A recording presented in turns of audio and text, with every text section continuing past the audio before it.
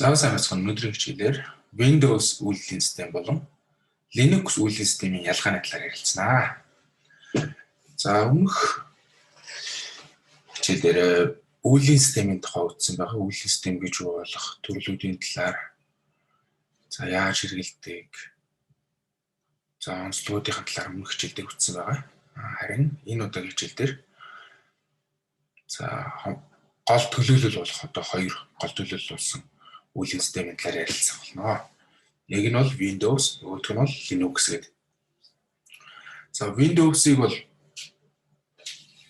бараг хүн болгон мэддэг байгаа. Нийтийн хэрэглэгчдийн 90% нь бол компьютер болон ноутбук энэ хэрэглэгчдийн 90% нь бол ихэнх нь бол Windows үйлдвэрлэлийн системийг хэрэглэдэг. За Windows үйлдвэрлэлийн систем болохоор Microsoft гэдэг Америкийн компани бүтээгдэхүүн бөгөөд бүр 1985 тэгээд надаас өмнө намайг төрхөөс өмнө энэ үйлдвэрлэлийн системийг би бүтээж ирсэн байна. Тэгээд одоо энийг бүтээгээд маш олон хүмүүс маш олон компьютер цуулгаан зараад тэгээд Microsoft-ийн захирал одоо Bill Gates гэж хүн байдаг. Microsoft бол ингээд хамгийн баян компаниуд нэг Bill Gates гэдэг хүн болохоор дэлхийн хамгийн баян хүний нэг баян хүний нэгт жигсаад маш удсан байгаа. Бараг 10 жил болсон баг шүү. Одоо бол нэгт болж жигсаалсан. Одоо бол Alibaba.com гэдэг Amazon.com гэдэг худалдааны вебсайт захирал бол нэгт жигсэж байгаа. За Америкийн компани. За хоёрт нь болохоор Tesla гэдэг автомашин үйлдвэрлэдэг Өмнөд Африкийн залуугийн бизнесмен. Одоо тэгтээ Америк компани ажилладаг тийм юм байдаг байна. За Microsoft нь болохоор юм Windows үйлдвэрлэлийн системээр маш олон хүмүүст тус буюу болсон байгаа. Өмнө нь болохоор юм үйлдвэрлэлийн системийг хүн болгон хэрэглэх боломжгүй. Хүн болгон компьютерт үйлдвэрлэлийн систем байхгүйгаас компьютерыг нэг тийм яг нэг тухайн програмыг ашиглах боломжтой байдаг гэсэн бол одоо үйлдвэрлэлийн систем системээр маш олон програм суулгаад тэгээд хэрэглэхэд их амар болж өгсөн байдаг байна. За Linux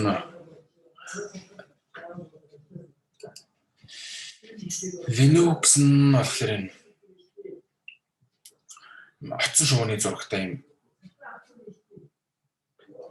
ийм үйлдвэрлэлийн систем байдаг бол 1991 онд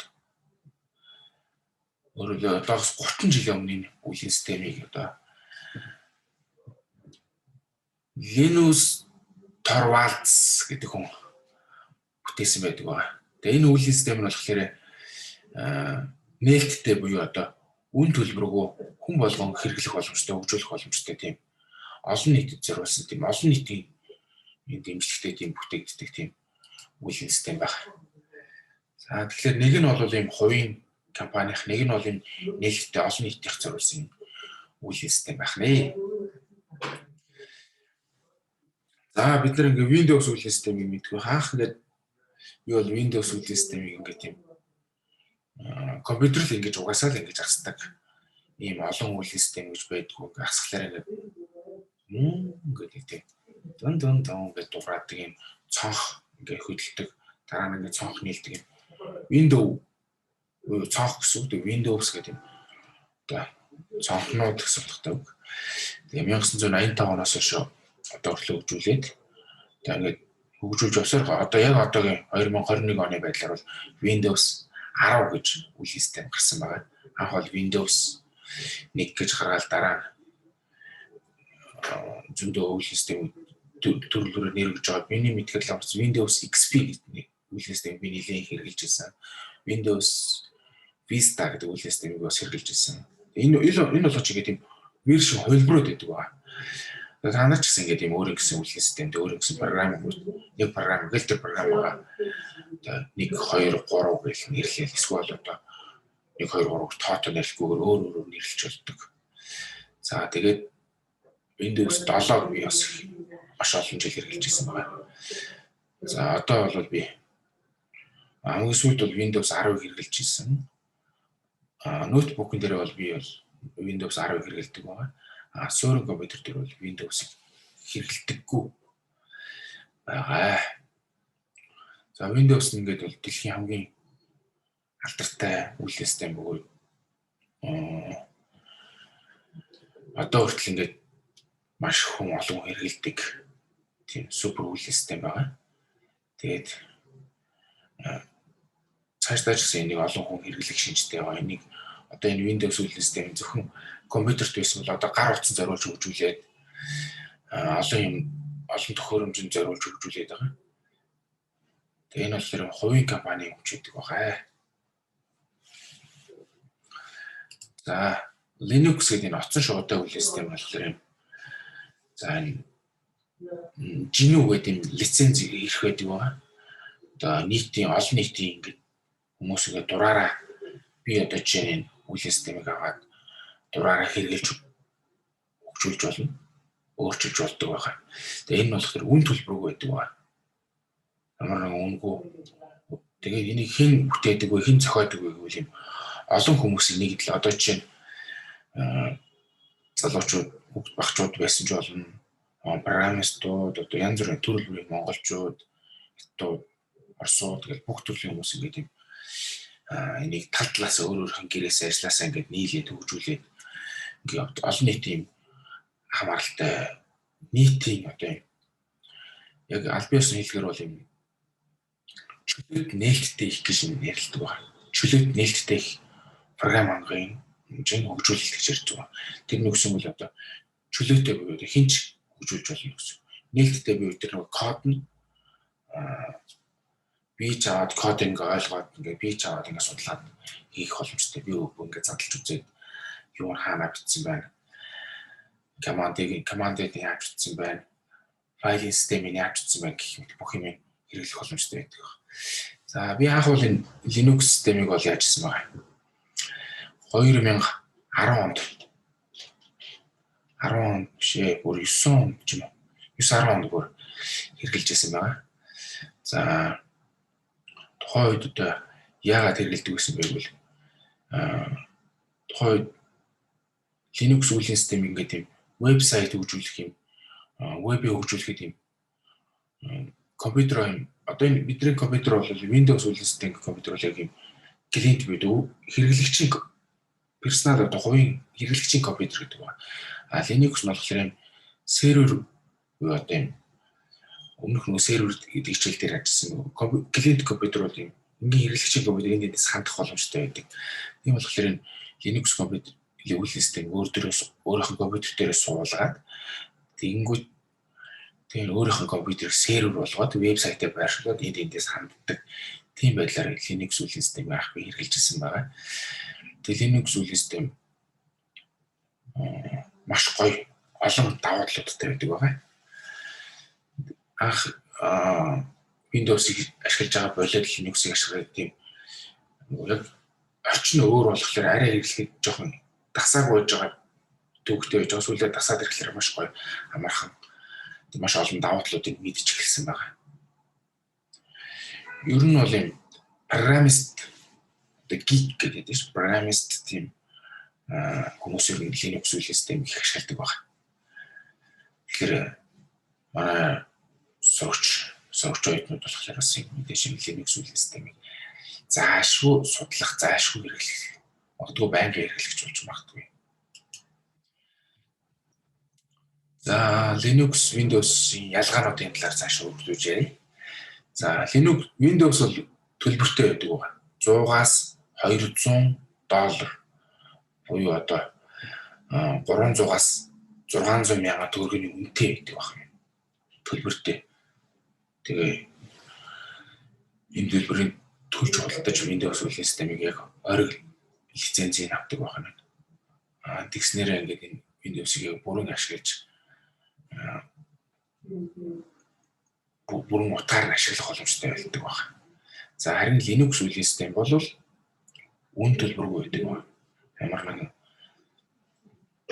нэгэн үнэтэй худалдаж авахгүй шууд интернетээс давчин эсвэл бол CD-н дээр за яг би бол анх бол тэгэхэд бол CD-г нь олж авч ирсэн. Тэгэхээр тухайн 10 онд бол интернет урд маш удаан байдаг. Үйл системийг интернетээс татаж авах маш уддаг байсан. Тийм болохоор хаасаг үл Linux үйл систем үнэгүй тэгээл баг хогшиг CD-н дээр бичээстэй байждаг гэсэн. Тэгэл тэр аваад компьютер дээр суулгачсан. Одоо бол шууд Linux үйл систем шууд интернетээс Linux цэгээр гэл татаж аваад суулгах боломжтой болсон байна. За Windows үйл систем бол төлбөртэй байдаг ба маш үнэтэй. За Монголд бол зарим хүмүүс бол юм үнэгүй юм крактж эсвэл үнэгүй ашиглах крактж одоо хууль бусаар ашиглаж хэрэгэлдэг байгаа. Зарим хүмүүс бол гадаад ихэнх орнууд бол бүх төлбөртэй мөнгө төлж ашигладаг байна. Тийм ч учраас энийг нэг асар олон оронд зараад асар хэдэн сая хүнд зараад хэдэн тэрбум зархлаа нэг энэ Microsoft компани ч амар их мөнгө олж байгаа. Тэгээ энэ Windows үйл систем ч өөрөө энэ үйл систем гэдэг нь програм систем ч өөрөө юм бит биш шүү дээ. Бит биш ингээд юм бит биш зүйл болохоор хууль зарахтай ингээд тийм тээвэрлэн хөргөж өгнө гэж зоохгүй бас дээрэс нь нөгөө олон үйлдвэрлэлийг зоохгүй хувлал явчихдаг болохоор ингээд тийм айгүйх мөнгө олох ингээд ашиг их өндөр байдаг. Тийм болохоор юм мэдээлэл технологийн програм хөгжин компаниуд амар их хурдан томорч хурдан дэлхийн хамгийн баян компаниуд болж хувирдаг байна. Нууцсан тийм байт юм шүү.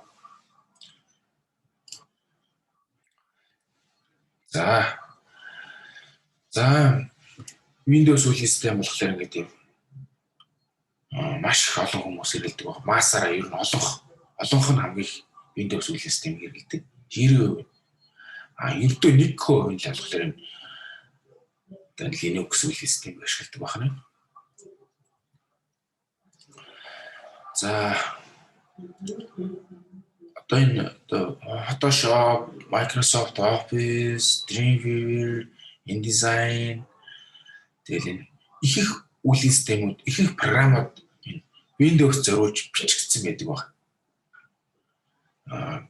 Програмч нөгөө Windows зориулж бичнэ, үйл системтэй зориулж бичдэг байна. Windows зориулж бичнэ, Linux зориулж бичнэ, Ubuntu зориулж бичнэ, macOS бичнэ, iOS зориулж бичнэ, Android зориулж бичнэ. Үйл систем болгоно програмыг зориулж бичдэг байна. Гэтэ мэдээж хүмүүс програм бичиж байгаа хүмүүс хамгийн их хэрэглэж байгаа програм буюу Windows хамгийн их хэрэглэж байгаа болохоор ихэнх хүмүүс Windows зориулж програм бичдэг байна. За тоглоомч гэсэн бас одоо тухайд би энэ Linux-ийг суулгаж байхад би Dota 1 болон Counter Strike-ийг тоглодог байсан. Тэгэхэд Linux дээр ажилладаггүй байсан байна. Linux дээр ажиллахгүй болохоор би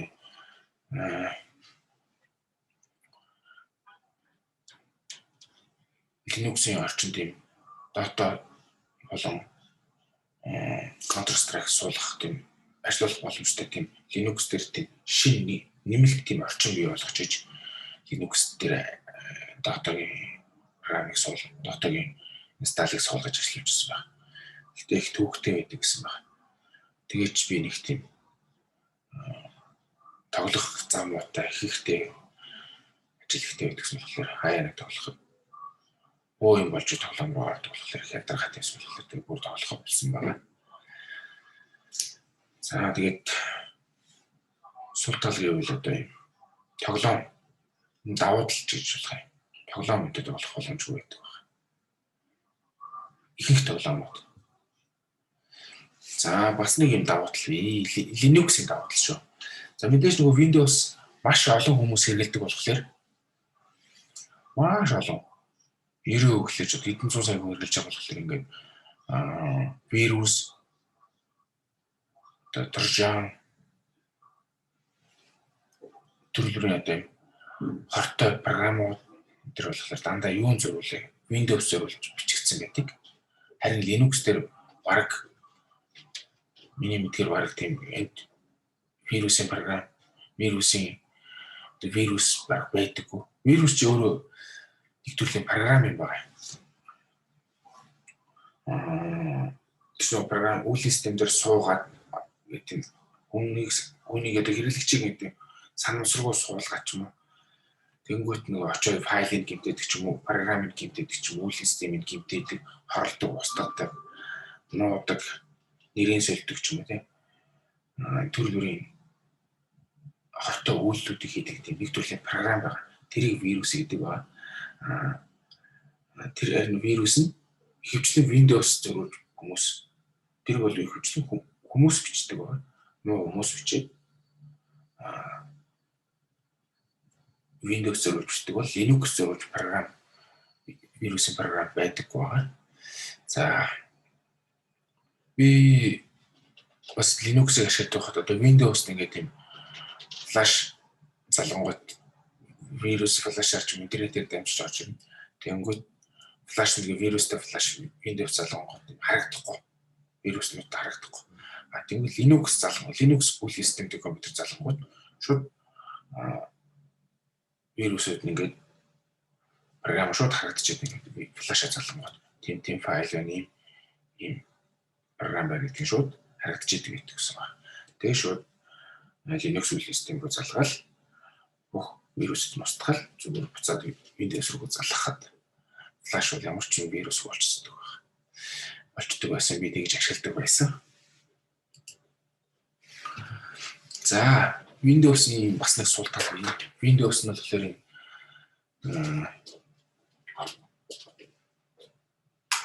Windows нь болохоор програм ашиглахад айгүйх тийм нөөц ресурс их шаарддаг. Одоо чипүү, CPU, RAM их шаарддаг. Одоо нөгөө дисплей карт их шаарддаг. Компьютерт их ачаал үүсгдэг баг. Linux болохоор ачаал маш бага шаарддаг. Маш бага. Яг одоо ижлэх нь одоо i3 үзүүлэлттэй, ижлэх нь RAM-тай, ижлэх нь CPU-тэй, яг ижлэх нь үзүүлэлттэй компьютер дээр Windows чи илүү ачаал шаардаж их одоо гацаж их удах нь байна гэсэн үг. Linux бол юм бага ачаалдаг. Маш тийм хөнгөн, шингэн хурдтай байна ажилтдаг байна. Тэрнгээрээ бас Linux-ийн давуу талтай байдаг байна. За Linux-ийн хамгийн гоё давуу тал нь бол юу вэ? За одоо ирээдүйд манай сурагчдын бүгдээрээ ингээд цааш тийм мундаг программистууд, мундаг хөгжүүлэгч, девелоперууд болох юм чинь Linux-ыг ашиглана. Яагаад ашиглах хэрэгтэй? Ашигладаг вэ гэхээр Linux-ыг өөрөө ингээд тийм хүснээр нэмж, сайжруулж, хувиргаж хөгжүүлэх боломжтой байдаг. Англиар хэлбэл customize хийх боломжтой байдаг. Хүснээр одоо дураараа нэмэлт өөрчлөлт. Энэ яагаад гэвэл нээлттэй учраас бүх код нээлттэй. Би кодыг аваад тэрийг өөрчлөө сайжруулаад өөрөө хүснээр хувиргаал багасгаал зарим хэрэггүй хасаад яг өөртөө болгож чинь зүгээр нэмэлт хөгжүүлэлт хийх боломжтой байдаг байна. Харин Windows бол тийх боломжгүй. За үндсэн кодыг ингээд би дураараа аваад өөрчлөх боломжгүй байдаг байна. Суулгаад зүгээр ингээ хэрэглэгч хүнээс л хэрэглэх боломжтой байдаг байна. Тэгэхээр ерөн цаашдаа хөгжүүлэгч программист болох хүмүүс бол Linux үйл системийг судалж Linux-ийг ингээд цаашдаа бид нэр ирээдүйд хэрэглэдэг болох нэ. Гэхдээ мэдээж бас Windows үйл систем зориулж бас юм програмууд бичих нь яагаад гэвэл ихэнх хүмүүс Windows-ыг ашигладаг учраас. За өнөөдөр энэ хоёр гол төлөөлөл болох одоо Windows болон Linux үйл системийг талаар ярьлаа. Яагаад ярьсныг нь бол ойлгосон байх. За яагаад гэвэл нэг нь үнэтэй, нэг нь үнэгүй, нэг нь юм дотор нь хаалттай, нэг нь нээлттэй хоёр өөр төрлийн болохоор энийг авч үзэж өнөөдөр дэлгэрэнгүй ярилцлаа. Тэгээд ойлгоогүй асуух юм аа. Багшаасаа асуугаарай. За баярлалаа өнөөдөр хичээл ингээд дуслаа.